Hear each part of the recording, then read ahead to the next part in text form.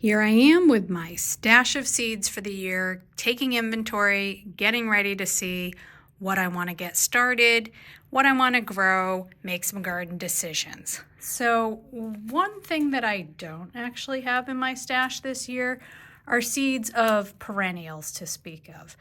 And there's a reason for that. I've decided, at least for me this year, I'm probably not going to start any perennials for seed, and from seed. And there's a few reasons why I'm not going to do that, and these are reasons why you may or may not want to start them from seed either.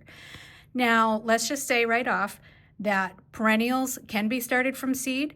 Kind of really depends on the perennial that you're interested in growing, what you want out of it, and it really depends on how much time you've left for yourself. So number one reason not to grow perennials from seed is that they take a long time to get from seed to transplant stage. So they can take a long time to germinate, they can be tricky to germinate, and then they're slow to grow from there. Now also, along with that tricky germination, and that is to say that some of them really have some very specific needs, such as cold stratification, some need light, some need complete dark. It can be a lot.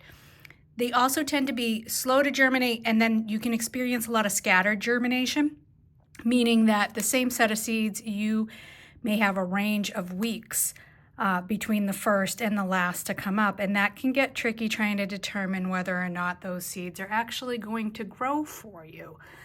Also, if you're starting seeds that you collected, they may not be true to type or form. In other words, if you collected seeds, say from a berry bush or something that you had, and then you went to grow them, then they may or may not come out the way you want. A better option is actually to propagate from roots and cuttings, because then you know that you're getting a clone of the parent plant.